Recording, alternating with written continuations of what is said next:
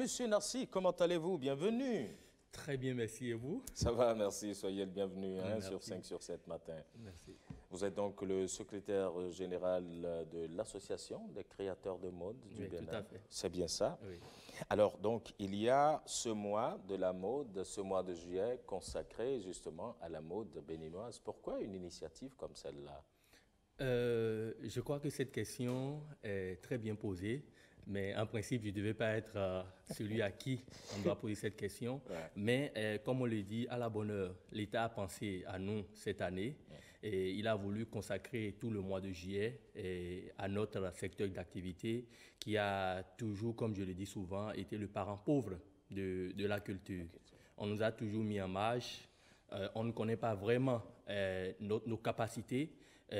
On nous prend toujours comme de simples artisans, de simples tailleurs, de simples couturiers, chez qui on peut venir pour dire, faire tout ce qu'on veut, mais en réalité, nous représentons une puissance économique terrible. Je crois que l'État s'en est rendu compte. Et je crois que c'est dans cette optique qu'il a bien voulu mettre un coup de projecteur sur les acteurs pour mieux nous connaître. Et c'est à son honneur.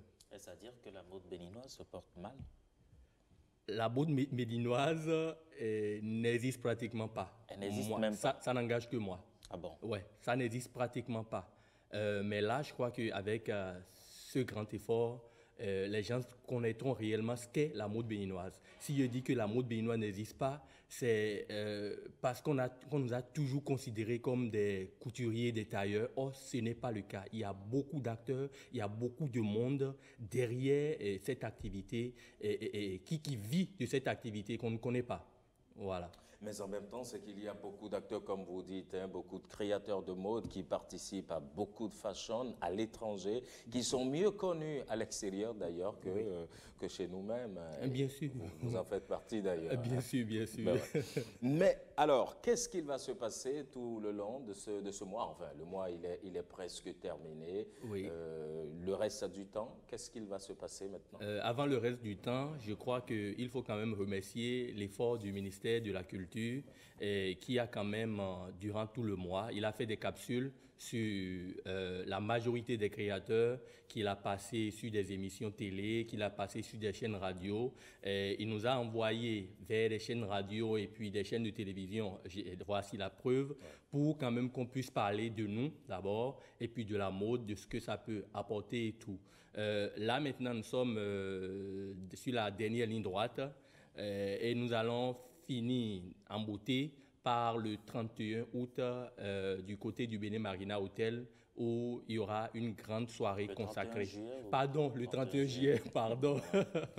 Le 31 juillet qui sera consacré à une grande soirée mode autour de laquelle les grands acteurs de la mode béninoise vont se réunir et puis montrer ce qu'ils savent faire. Voilà. C'est vrai, aujourd'hui, est-ce que l'on peut déjà établir même une certaine cartographie des acteurs de cette mode-là? Combien sont-ils véritablement? Non, on ne peut pas le dire exactement encore, ouais. parce que et on y travaille, l'association y travaille, parce que comme je vous le disais, la mode n'a pas encore un acte de naissance, si bien que chacun n'arrive pas à savoir son rôle exactement, ce qu'il est, ce qu'il fait. Maintenant, l'association des créateurs de mode est en train de s'employer à quand même établir cette cartographie pour que chacun se retrouve dans ce qu'il fait. Et je crois que si on arrive à le faire, on va encore beaucoup plus impulser le développement au niveau de ce secteur-là. Ouais. Voilà. Vous parliez tantôt de cette, je dirais, comparaison entre les couturiers, tailleurs et tout cela, avec vous qui exercez un métier quand même assez noble. Mais beaucoup de Béninois ne viennent pas vers vous parce que justement, ils estiment que vous êtes assez cher et que bon, il faut peut-être se ruer vers le couturier d'à côté qui facilement peut vous faire un truc sans pour autant demander ce que vous demandez. Oui, ils ont certainement raison. Et je crois que c'est l'un des objectifs pour lesquels l'État a quand même voulu mettre un coup de projecteur sur nous pour montrer ce qu'on sait faire. Parce que nous vendons notre temps de travail, nous vendons notre imagination et comme vous le savez, ça n'a pas de prix. Vous êtes si bien élégamment habillé, ne me dites pas que c'est un couturier de rue ou un tailleur de rue qui vous a habillé, certainement pas. Vous êtes allé chez un grand créateur de mode ou vous êtes allé dans un grand prêt-à-porter pour vous en acquérir. C'est bien cela. Donc, ce n'est pas aussi simple que ça. Si on nous trouve cher, c'est parce que on sait exactement ce qu'on fait. Et on n'a pas le choix, on a obligation de résultats et non de moyens. Il y a une nuance. Quel que soit ce que vous nous apportez, quels que soient les moyens que vous mettez à notre disposition, nous sommes obligés, d'accord, de vous satisfaire parce que nous savons qu'on a un nom derrière, qu'on est en train de promouvoir, voilà, et de défendre. Moi, je suis bien d'accord avec vous. De toutes les façons, le beau, l'élégance, ça n'a pas de prix en réalité. Et la créativité, ça ne se paye pas. Ça n'a jamais été payé à sa bien juste valeur. Et puis, lorsque l'on dépense des millions pour s'en acquérir un seul à l'extérieur, on peut dépenser bien plus bas pour régler les problèmes qui sont également juste à côté. De toutes les façons, on aura l'occasion toute cette semaine, on vous l'a promis, de découvrir d'autres créateurs de mode. Dieu sait qu'ils sont bien nombreux au Bénin à avoir le pied à l'étrier et ils ont juste besoin d'un coup de pouce également pour émerger véritablement. Alors, selon vous, qu'est-ce qu'il faut faire désormais pour que la mode béninoise, elle puisse s'exporter et de façon beaucoup plus élégante qu'on ne le pense aujourd'hui? Déjà des initiatives comme celle-ci, moi je pense qu'il faut profiter pour réellement l'institutionnaliser. C'est-à-dire, c'est vrai que le ministère a la volonté, mais à côté, nous savons que la politique nous promet souvent, mais ça ne dure pas dans le temps. Donc, on l'espère vivement que ça va vraiment durer, que ça sera quelque chose qui va pouvoir réunir tout le monde durant le mois de la mode. Ce serait un tic dans la tête des gens. La deuxième chose, c'est... comme je le disais tantôt, nous sommes en train quand même de faire la cartographie pour voir les besoins de chacun et amener des formations qu'il faut. Parce que c'est cela qui nous manque. Chacun dans notre coin, nous pensons être forts, mais en réalité, nous sommes très vulnérables.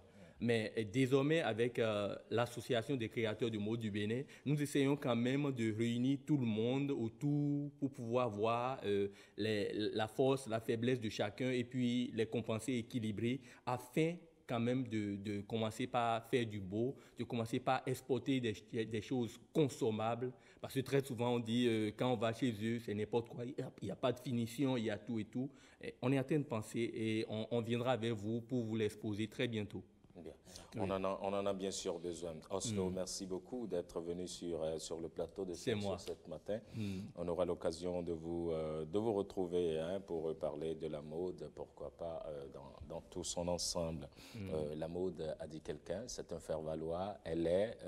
Elle détermine d'ailleurs la condition sociale de toute une grande société. Oui, et je vous dirai, ça va vous étonner certainement. Et pour moi, la mode passe avant ce qu'on mange aujourd'hui. Et je suis d'accord. Ça passe avant ce qu'on mange. Vous me direz pas vous me direz certainement que vous avez déjà mangé avant de venir ce matin. Non. Ah ben voilà, mais vous êtes si élégamment habillé, pourquoi? Donc, elle passe avant. Avant tout. Avant tout. Donc, c'est important que nous essayons quand même d'encourager ceux qui sont dans le secteur à développer cela parce que ça arrange tout le monde. S'il y a un défilé de mode dans un pays, c'est que tout le monde en profite.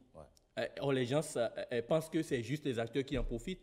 On paye l'électricité, on paye les mannequins, on a des gens qu'on emploie pour venir faire des petits boulots et tout ça. Ça engage tout le monde. Donc, vraiment, c'est un secteur qu'il ne faut pas laisser en marge. C'est une véritable économie. Oui, la mode béninoise. C'est une véritable économie et puis vous faites si bien de le dire, le vêtement, c'est ça que l'on retrouve, de la naissance jusqu'à la mort, jusqu'au tombeau, le vêtement, il est toujours là, il faut pouvoir le mettre et le mettre si bien, si élégamment.